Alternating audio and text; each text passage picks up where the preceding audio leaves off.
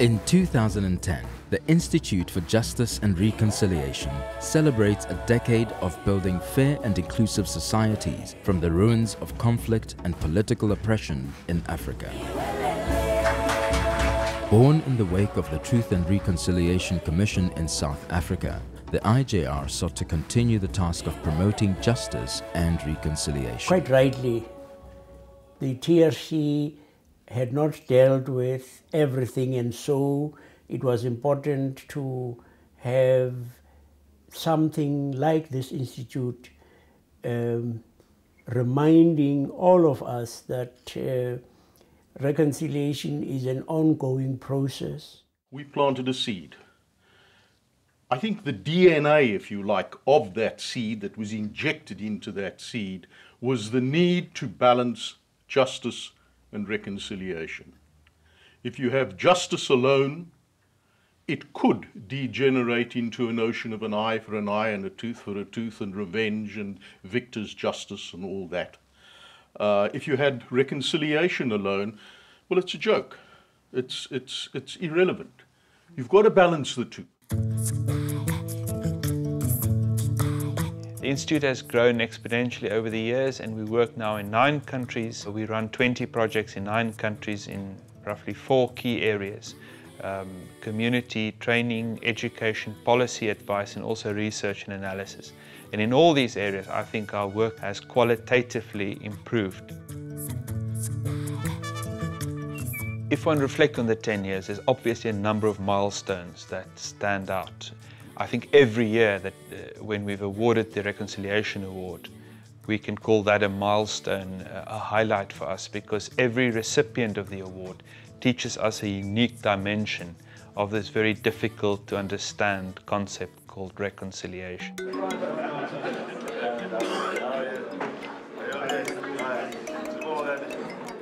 The purpose of this seminar was to have an exchange of ideas between government officials, civil society representatives, academics, and also South African counterparts to discuss the challenging issues of how to lay the foundations for peace and reconciliation in Zimbabwe. It does demonstrate that IJR is indeed becoming one of the leading organizations on the issues of justice and reconciliation on the African continent.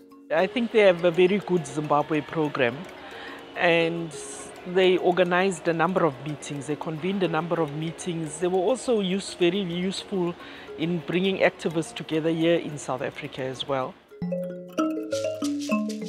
A key activity of the Institute is the monitoring and evaluation of macro trends in post-conflict society. 2 key research projects are the Transition Audit in measuring socio-economic inclusivity and the South African Reconciliation Barometer in its 10th round, measuring levels of reconciliation. To a large extent, one can say it is measuring the national mood, how South Africans feel about being South African and the extent to which justice is prevalent in the society or not. And that gives us sort of a basis from which we can also communicate with policymakers in the country. IJR looks to build a network of organizations doing similar research in other post-conflict countries in Africa. In 2010, Rwanda launches its Reconciliation Barometer. The Institute was humbled to receive the UNESCO Prize for Peace Education in 2008. This was an international acknowledgement of the Institute's work in promoting reconciliation through their groundbreaking Turning Points in History series. Reconciliation, as it impacts on ordinary citizens, is a key focus of the Institute. Reconciliation through education institutions and community engagement are an important priority in the work of the Institute in South Africa and increasingly elsewhere in Africa. With the Community Healing Project, we've been able to work with over 200 community leaders last year in the Western Cape, as well as other parts of the African continent, including Zimbabwe and Sudan. The Community Healing Project focuses on community leaders and the ethos of working with inclusivity in communities.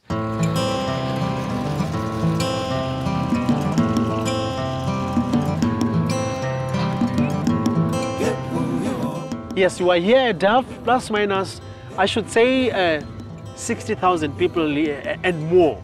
It's black Africans and brown Africans. People are fighting now about the limited job opportunities that we have here in DAF. My name is Ivan Kola. I'm the chairperson of the DAF Development Forum.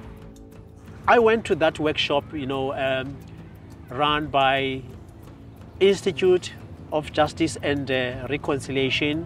That was about community healing. What I learned there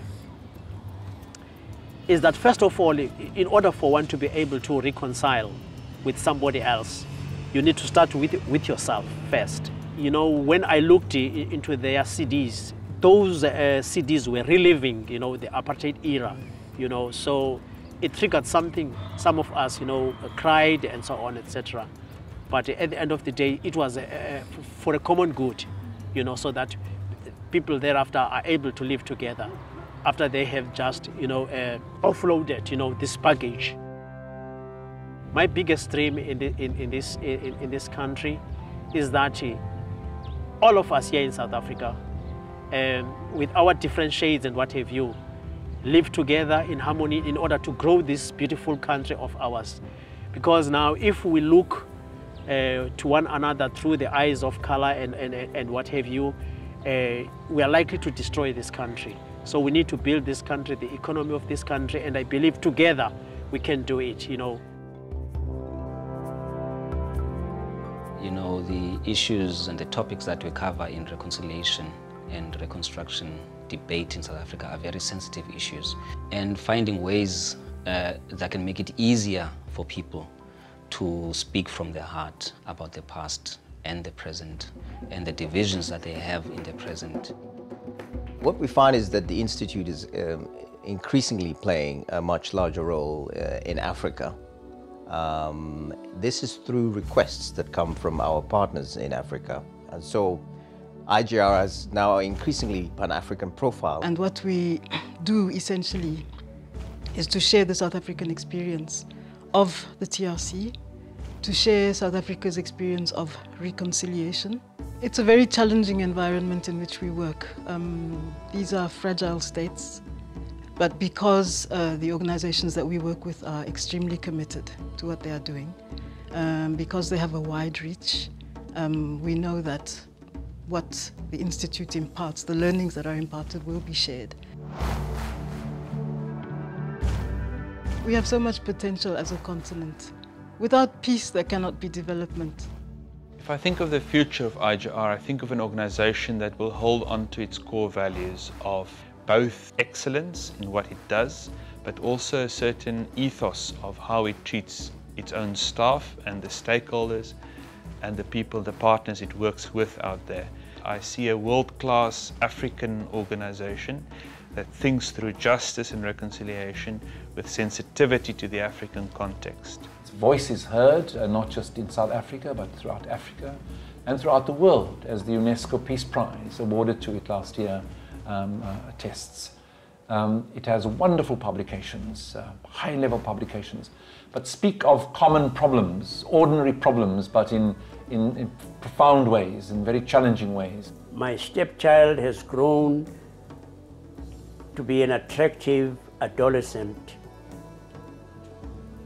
I will be watching the progress of the Institute with keen interest in the years ahead. The price of peace is vigilance. The Institute for Justice and Reconciliation is not sleeping on the job.